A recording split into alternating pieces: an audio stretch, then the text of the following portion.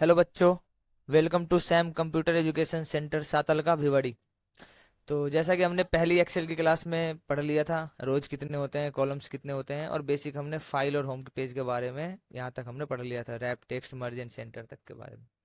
ठीक है। उसके अलावा हमने फॉर्मेट्स भी पढ़ लिए थे। ठीक है, कुछ रह रहे थे फॉर्मेट्स के बारे में, उनके बारे में हम आज डिस्कस करते हैं। ठीक है। सबसे पहली चीज आती है हमारे पास, याद है आप लोगों को रोज कितने होते हैं? तो अगर हम रोज की बात करें तो होते हैं 10,48,576। और अगर कॉलम्स की बात करोगे तो 16,384। ये हमने पिछली क्लास में डिस्कस कर लिया था। सीट्स की बात करेंगे तो 255 सीट्स होते हैं। ठीक है। आज हम बात करते हैं अपने कॉलम के बारे में और रो के बारे में। ठीक है। तो सबसे पहली चीज़ है, हम एक सीट ले लेते हैं, चलो इस पे चलते हैं। ठीक है। तो अभी मान लो ये जैसे ऑर्डर नंबर की सीट है, तो अब यहाँ पे इस सीट में देख रहे होगे हमने एक ये जो कॉलम है हमारी, इसकी विड्थ बहुत ज़्यादा है। तो अगर मुझे इसकी विड्थ कम करनी है तो या तो मैं यहाँ से जाके ऑटो फिट कर सकता हूँ कॉलम विड्थ को, या दूसरा तरीका क्या होता है, अगर मुझे किसी की विड्थ को इंक्रीज करना है तो मैं यहाँ जाऊँगा और इसको इस तरीके से करूँगा, ये सारी इंक्रीज हो जाएगी। ठीक है। अगर इसको ऑटो फिट करना है तो हम इस पे ऐसे डबल टैप करेंगे, ये ऑटो फिट हो जाएगा। जितनी रिक्वायरमेंट होगी उतने बड़े पे ही ये जाके ऑटो फिट ले लेगा। सेम उसी तरीके से अगर रो की हाइट इंक्रीज करनी हो तो हम यहाँ जाएंगे एंड रो की हाइट इस तरीके से इंक्रीज हो जाएगी। ठीक है। अगर हमें कॉलम की विड्थ बढ़ानी हो तो हम यहाँ से करते हैं, रो की बढ़ानी हो तो हाइट यहाँ से। अगर एक साथ मल्टीपल करना हो तो हमने यहाँ से डेटा किया और एक साथ ड्रैग करेंगे, सारे के सारे एक साथ बढ़ जाएंगे। सेम उसी तरीके से जितने भी कॉलम्स हैं उनकी अगर मेरे को विड्थ बढ़ानी हो तो मैंने सिलेक्ट किया और इनके विड्थ एक बार में सारे बढ़ जाएंगे। अगर सबको ऑटो फिट करना है तो एक बार में सारे हो जाएंगे, बट ध्यान रखना कि डेटा को इस तरीके से सिलेक्ट नहीं करना है, यहाँ से सिलेक्ट करना है ऊपर हेडिंग से। ठीक है, तभी ये काम करता है ऑटो फिट, डायरेक्ट नहीं तो नहीं करेगा। ओके। फिर बात करते हैं हाइड एंड हाइड के बारे में।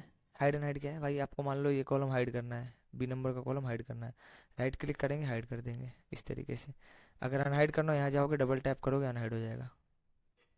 ठीक है, नहीं हो तो ड्रैग करके खींच सकते हैं, यहाँ से भी अनहाइड हो जाएगा। ठीक। अगर मैंने किसी को हाइड कर रखा है,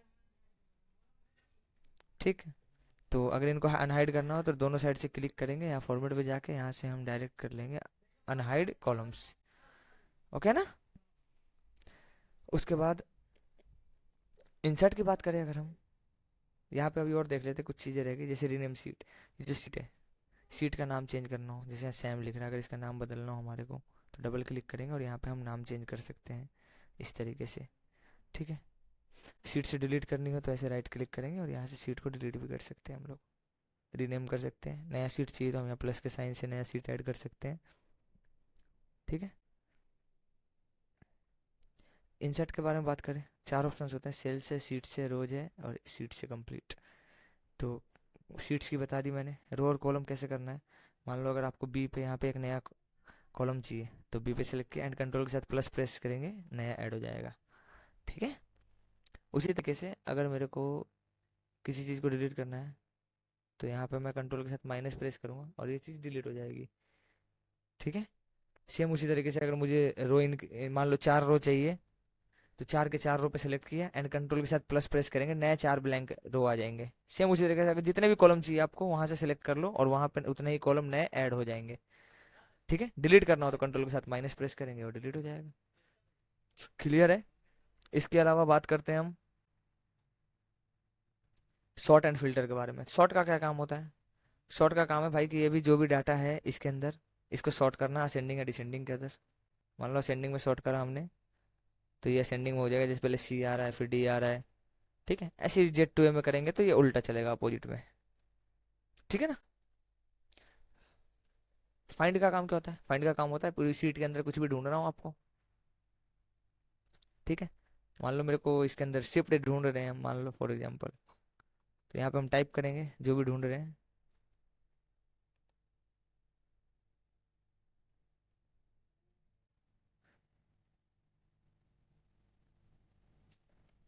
ठीक। अब यहाँ पे नेक्स्ट करोगे तो ये आपको लेके चलता रहेगा इस तरीके से शिफ्ट के ऊपर। ठीक है। अगर आपको रिप्लेस करना हो तो डायरेक्ट यहाँ से रिप्लेस कर सकते हो। शिफ्ट में मान लो मैं 1 2 3 करना चाहता हूँ रिप्लेस, तो यहाँ पे नेक्स्ट पे गया, इसको रिप्लेस करना है तो रिप्लेस कर दो। अगर सबको करना है तो रिप्लेस और कर दो, सारे एक साथ हो जाएंगे। ठीक है। ये चीज़ हम पहले भी कर चुके हैं। देन आता है हमारे पास यहाँ पे गो टू का मतलब अभी बताया था मैंने पिछली क्लास के अंदर कि आपको किसी प्रॉपर सेल लोकेशन पे जाना हो या कहीं भी जाना हो तो हम वहाँ से डायरेक्ट चले जाते हैं। ठीक है। इसके अलावा यहाँ पे गो टू स्पेशल होते हैं। स्पेशल का क्या काम है, जैसे किसी कमेंट पे जाना हो डायरेक्ट, किसी कांस्टेंट पे जाना हो, किसी फॉर्मूले पे जाना हो। ठीक है। उसके अलावा जैसे कहीं पे ब्लैंक सेल है वहाँ जाना हो, ठीक है, करंट रीजन पे जाना हो, कहीं पे भी जाना हो डायरेक्ट हम यहाँ से चले जाते हैं। लास्ट सेल पे जाना हो, मान लो लास्ट सेल पे गए। ठीक है। ये लास्ट सेल है हमारी इस डॉक्यूमेंट की, या कंट्रोल प्लस एंड से भी जा सकते हैं हम लोग। ठीक है। इसके अलावा अभी आगे बहुत सारी चीज़ें, फॉर्मूला या कंडीशनल फॉर्मेटिंग का, constant data validation, objects and pens, इनके बारे में हम आगे क्लास में डिस्कस करते रहेंगे। ठीक है। अब आज हमें इसके अलावा हम एक चीज़ और इम्पोर्टेंट डिस्कस करने वाले हैं। ठीक है। वो था हमारे पास सीरीज और फिल के बारे में। ठीक है। तो हम नई सीट पे ही चलते हैं। जैसे हमने काउंटिंग लिखी होगी, काउंटिंग लिखते हैं हम लोग ना, 1 2 3, 1 लिखा 2 लिखा। तो अगर मुझे काउंटिंग लिखनी है तो हमें क्या करना है, ऐसे दो डेटा लिखना है, सिलेक्ट करना है, उसके बाद नीचे स्क्वायर बॉक्स बन रहा है छोटा सा यहाँ पे, यहाँ प्लस का साइन पे ऐसे आकर आप ड्रैग करोगे नीचे की साइड, जितनी काउंट लिखनी है वहाँ पे डायरेक्ट लिख जाएगा। ठीक है। इसके अलावा आता है हमारे पास, एक आता है सीरीज। मान लो सीरीज का काम क्या होता है, जैसे मैंने 1 लिखा, अभी मुझे सिर्फ 100 तक गिनती चाहिए, तो मैं यहाँ फिल पे चलता हूँ, यहाँ आती है सीरीज। ठीक है। सीरीज में अगर मुझे रो में चाहिए, मतलब डेटा कैसे चाहिए मेरे को, अगर इस तरीके से इधर भरना हो तो रो में लेंगे, और अगर इस डेटा को ऐसे भरना है तो कॉलम में लेंगे। तो मान लो कॉलम में भरना है, कॉलम में ले लिया। स्टेप वैल्यू मतलब गिनती जो लिखोगे एक एक छोड़ के लिखना है, मतलब 1 2 3, ये ऐसा तो नहीं लिखना 1 के बाद 3 लिखना हो तो 2 लेंगे स्टेप वैल्यू, 1 के बाद 5 लिखना है तो 4 लेंगे। मान लो मैंने 100 तक कर दिया, एंड ओके कर देंगे, ये इस तरीके से डायरेक्ट 100 तक गिनती हो गई। यही डेटा सेम मेरे को कॉलम में भरना होता। फिल पे जाऊंगा, सीरीज पे जाऊंगा, इस बार मैं कॉलम करता, रोज करता हूँ, सॉरी कॉलम में तो मैंने कर लिया। ठीक है। इस बार मैं ऐसे 100 करता हूँ या 10 करता हूँ, इस तरीके से देखो। ठीक है। उसके अलावा अगर मान लो मेरे को कोई चीज़, मान लो ये 3 है, ये मेरे को नीचे पूरे सेल में भरना है यहाँ तक, तो दो तरीका है, या तो आप इस 3 पे जाओगे, यहाँ पे जाओगे, यहाँ पे ड्रैग कर लोगे, पहला ऑप्शन तो ये होता है। दूसरा ऐसे सिलेक्ट करो, एंड इसको हम डाउन कर देते हैं, फिल कर देते, डाउन फिल कर देते हैं, means control plus D press करेंगे और ये डेटा फिल हो जाएगा। या यहाँ से भी आप डायरेक्ट फिल कर सकते हो डाउन। सेम उसी तरीके से अगर ये सेल सेम राइट में भरना हो मेरे को, जैसे ये 4 है, इधर राइट में ले जाना है, कंट्रोल के साथ आर प्रेस करेंगे और ये डाटा यहाँ पे फिल हो जाएगा। अगर अदरवाइज आप यहाँ से भी जाके कर सकते हो। अब यहाँ पे दो चीज़ और बचेगी, एक बचा लेफ्ट और अप। तो हम यहाँ से लेफ्ट या अप हम भर नहीं सकते डायरेक्ट शॉर्टकट की वजह से। ठीक है। जैसे आप सोचो कि मैं क्या शॉर्टकट इसका कंट्रोल प्लस एल प्रेस करूंगा तो भर जाएगा। जैसे आप कंट्रोल एल प्रेस करोगे, कंट्रोल एल दरअसल लेफ्ट के लिए नहीं, यहाँ पे टेबल के लिए होता है। ठीक है। तो हमें यहाँ से फिल के अंदर जाके ही लेफ्ट और राइट का, लेफ्ट और अप का भरना पड़ेगा। यहाँ से लेफ्ट का भर गया, उसी तरीके से अगर आपको अप में कोई चीज़ भरनी हो तो यहाँ से आप अप में भी यहीं सीरीज से जाके भर पाओगे अप, इस तरीके से। ठीक है। तो आई होप फिल का काम क्लियर होगा, कंप्लीट सीरीज वीरीज सारी चीज़ें। फ्लैश फिल के बारे में हम आगे बात करेंगे अगली क्लास में कि होता क्या है, फ्लैश फिल का इस्तेमाल क्या है। ठीक। फ्लैश फिल दरअसल आपका जो पिछली डॉक्यूमेंट का जो डाटा है उसको देख के भरता है। ठीक है। अब जो बहुत इंपॉर्टेंट बात मैं करने वाला हूँ आज, वो बात करेंगे हम फॉर्मेट्स के बारे में कि फॉर्मेट होता क्या है। ठीक है। फॉर्मेट बहुत इंपॉर्टेंट पार्ट है हमारे लिए, जब हम खासकर तब जब हम फॉर्मूलों का इस्तेमाल करते हैं। उससे पहले थोड़ा सा क्लियर के बारे में पढ़ लो क्या होता है। क्लियर ऑल, सारा डाटा क्लियर करना। ठीक है। क्लियर फॉर्मेट्स का मतलब क्या है, यहाँ पे आपने मान लो कोई कलर कर रखा है, किसी को बोल्ड कर रखा है, तो ये फॉर्मेट्स क्लियर करने हो तो यहाँ से क्लियर फॉर्मेट्स कर देते हैं हम लोग। कंटेंट क्लियर करोगे डेटा डिलीट हो जाएगा। कोई हमने कमेंट डाल रखा है वो डिलीट हो जाएगा। किसी हाइपर लिंक को हमने कोई लिंक बना रखा है, यहाँ पे मान लो किसी का मैंने एक लिंक बना दिया, कंट्रोल के से होता है हाइपर लिंक। मान लो मैंने यहाँ पे फोटो अटैच कर दी, एंड अब मैं इसको क्लिक करता हूँ तो ये डायरेक्ट लिंक बन गया, एक फोटो खुल के आ जाता है। बट मुझे ये नहीं करना, तो मैंने क्या करा, इसका लिंक हटा दिया, अभी सिर्फ एक टेक्स्ट बन जाए, क्लियर हाइपर लिंक कर दिया मैंने। अब तुम अगली बार क्लिक करोगे तो यहाँ पे नहीं खुलेगा ये। ठीक है ना। ओके। ठीक है। क्लियर के बारे में समझ में आ गया। अब हम बात करेंगे जो बहुत इंपॉर्टेंट चीज़ है, वो हमारा होता है यहाँ पे फॉर्मेट्स। तो फॉर्मेट्स अलग अलग टाइप के हैं। कैसे, जैसे हम सबसे पहले बात करते हैं जनरल फॉर्मेट। हम जो भी लिखते हैं ना वो जनरल, दरअसल जनरल टाइप में लिखते हैं हम। जैसे मैंने यहाँ पे कुछ भी लिखा है, ठीक है, तो ये क्या है, एक जनरल टाइप है। ठीक है। अभी मान लो कोई नंबर लिख, हम लोग, तो जो नंबर होता है वो हमेशा पॉइंट्स के फॉर्मेट में होता है। फॉर एग्जांपल अगर मैंने 95 लिखा तो ये नंबर का फॉर्मेट नहीं हो सकता कभी भी, क्योंकि नंबर्स हमेशा पॉइंट्स में होता है, तो इसका नंबर के फॉर्मेट में आपको कन्वर्ट करना पड़ेगा। ये एक्चुअल नंबर का फॉर्मेट है हमारे पास। ठीक है। इसके अलावा आता है करेंसी। भाई मान लो आपने कोई खर्चा लिख रहे हो, आप कोई एक्सपेंस लिख रहे हो यहाँ पे। ठीक है। तो आपने लिखा कि भाई मैंने यहाँ पे 10 रुपये खर्च किए हैं, तो पहले रुपीज का साइन लगाओगे, ऐसे लिखोगे 10 रुपीज ऐसे करके। ठीक है। तो हमें ये चीज़ें नहीं करनी, हमने क्या करा, इसका फॉर्मेट को कन्वर्ट कर लिया। हम यहाँ पे जाएंगे, यहाँ पे हम फॉर्मेट कन्वर्ट करते हैं करेंसी के अंदर। ठीक है। एंड अब मैं यहाँ पे 10 लिखूंगा और डायरेक्ट मेरे पास करेंसी का सिंबल लगता हुआ आ जाएगा। जरूरी नहीं है कि मेरे पास रुपीज का ही सिंबल चाहिए, ठीक है। ओके, अगर मैं चाहूँ यहाँ डॉलर का साइन लेना है तो मैं यहाँ पे जाऊँगा, फॉर्मेट्स को चेंज कर सकता हूँ। डॉलर लेना है, यूरो लेना है, चाइनीज वाले लेने हैं, जो भी लेना है आपको ले सकते हो, ठीक है। ये आपके ऊपर है। इसके अलावा अगर मैं बात करूँ, ये तो है हमारे पास अकाउंटिंग का फॉर्मेट, एक होता है करेंसी का फॉर्मेट, दूसरा है अकाउंटिंग फॉर्मेट। अकाउंटिंग फॉर्मेट क्या होता है वो भी समझाता हूँ आपको। दोनों में क्या डिफरेंस है, बहुत माइनर से डिफरेंस दिखाई देगा आपको। अकाउंटिंग के फॉर्मेट मैंने कर दी, अब मैं यहाँ पे कोई वैल्यू लिखता हूँ। अब बताओ मेरे को डिफरेंस क्या दिख रहा है, दोनों में दिख रहा है क्या कुछ? देखो आपको दोनों में डिफरेंस दिख रहा होगा। यहाँ पे जो रुपीज का सिंबल है वो एक साइड है, और यहाँ पे जो रुपीज के सिंबल है इसके अंदर देखोगे आप वैल्यू के साथ रहे, लेकिन जो अकाउंट्स का फॉर्मेट होता है उसमें रुपीज का सिंबल एक साइड होता है, वैल्यूज एक साइड होती है, ठीक है। फिर आता है डेट का फॉर्मेट। भाई आपको कोई चीज डेट लिखनी है मान लो, ठीक है। अब ये जनरल फॉर्मेट है, अगर मेरे को डेट में लिखना है तो डेट का फॉर्मेट होना चाहिए हमारे पास। अभी मेरा डेट का फॉर्मेट है, मान लो मैंने ऐसे लिखा 12 तारीख छठा महीना 2026, तो 12/6/2026। अगर ये डेट का फॉर्मेट ना हो, कि अगर ये जनरल या नंबर का फॉर्मेट होता तो कुछ इस तरीके से लिखा हुआ आता। अब आप यहाँ पे कुछ भी टाइप करते ना, 12/8 टाइप करते, तो ये 1.5 आ रहा है, दिख रहा है।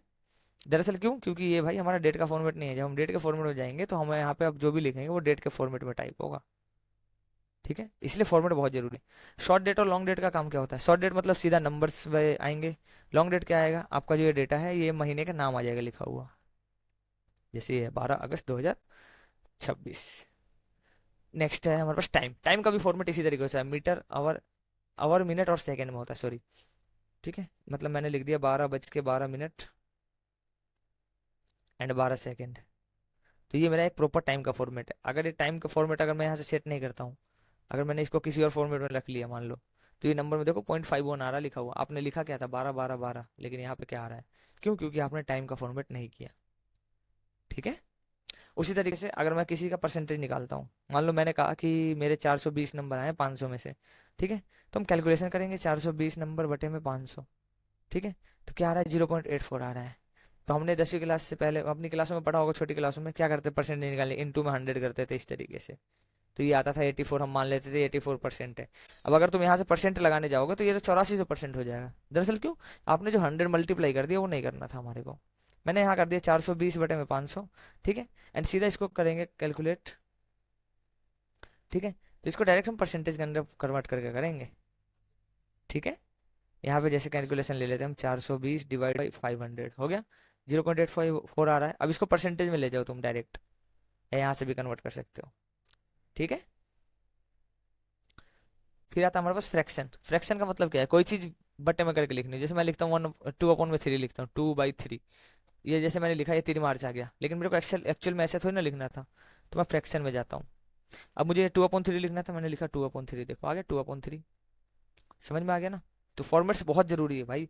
अगर तुम खासकर तब जरूरी है जब आप फॉर्मूले से किसी डेटा को लाते हो ना, वहां पे फॉर्मेट्स का बहुत ध्यान रखना।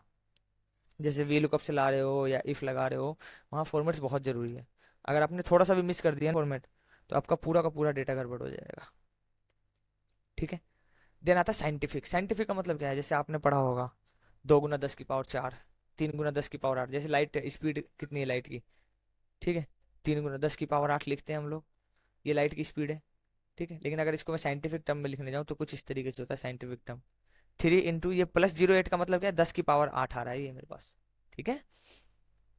तो ये होता है। तो एक चीज याद रखना, साइंटिफिक टर्म में अगर मैं किसी को लिख रहा हूँ, मान लो यहाँ पे ये लिखा है मैंने इतना, अगर मैं इसको साइंटिफिक टर्म में कन्वर्ट करने जाऊंगा तो आप इसमें से कोई ये मत कह देना मेरे को 1452 गुना में 10⁴ होगा, नहीं।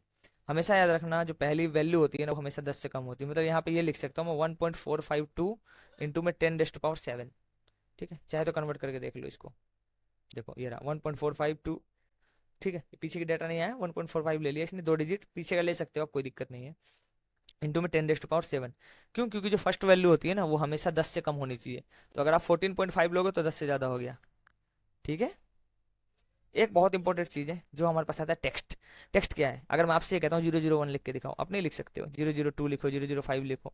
और ये क्या होता है, जैसे आप सैप वगैरह यूज करोगे तो वहाँ पे जो लोकेशन होती है वो कंप्लीट देनी होती है। मान लो किसी का आधार कार्ड का नंबर लिख रहे हो, उसका आधार कार्ड का नंबर स्टार्टिंग में है 0014, ठीक, स्पेस 0125 स्पेस 5246, ऐसे आप जैसे एंटर करोगे, ठीक है। तो यहाँ पे हमने स्पेस दे देकर पूरा का पूरा डेटा लिखा, जनरल फॉर्मेट में आ गया। अगर आपको सिर्फ ये 0014 लिखना हो तो आप नहीं लिख सकते हो। इसके लिए क्या होता है हमारे को, दरअसल हमें इसको टेक्स्ट में बदलना पड़ेगा। ठीक है, टेक्स्ट में बदलने के लिए क्या करना है, यहाँ पे जाओ और यहाँ पे आप टेक्स्ट कर दो, एंड अब इसके आगे आप जो भी लिखोगे वो सब टेक्स्ट में लिखा जाएगा। या शॉर्टकट क्या होता है, एपिस्ट्रोफे का साइन जानते हो, ये एपिस्ट्रोफे का साइन होता है हमारा, एंड यहाँ पे जो भी आपको लिखना है वो डायरेक्ट टेक्स्ट में स्टोर हो जाएगा हमारा। ठीक है, अब यहाँ पे ग्रीन लिखा हुआ आ रहा होगा आपको, ग्रीन ऊपर दिख रहा होगा डॉट से लगा हुआ है, दरअसल क्या है यहाँ पे लिखा हुआ है number stored as text.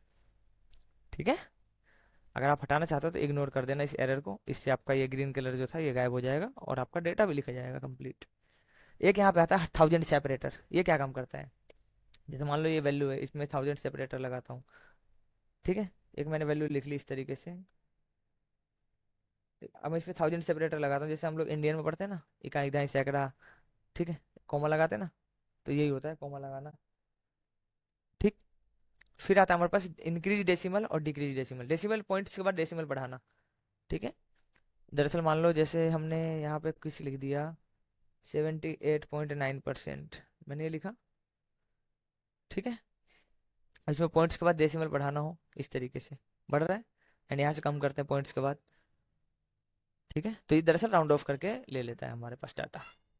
Okay, ठीक है, तो यहाँ पे हमने फॉर्मेट्स के बारे में कंप्लीट पढ़ लिया, फॉर्मेट्स हमारा क्लियर है। अगर आपको कोई डाउट हो तो अगली क्लास में हम उसको कर लेंगे, आप उसको बता देना या अपनी क्लासेज में पूछ सकते हो मेरे से, कोई दिक्कत नहीं है। ठीक है, नेक्स्ट क्लास में हम कंडीशनल फॉर्मेटिंग के बारे में बात करेंगे एंड इन चीज़ों के बारे में पढ़ेंगे कि होता क्या है, क्या काम है इनका। ठीक है, उसके बाद हम फॉर्मूले स्टार्ट करेंगे नेक्स्ट क्लास में। ठीक है, पढ़ेंगे फॉर्मूले कैसे लगाते हैं, कैसे क्या स्टार्ट करते हैं, फिर धीरे धीरे सारी चीज़ों पे चलेंगे, पहले हम कुछ फॉर्मूलेज पढ़ेंगे इंपॉर्टेंट। Okay, thank you.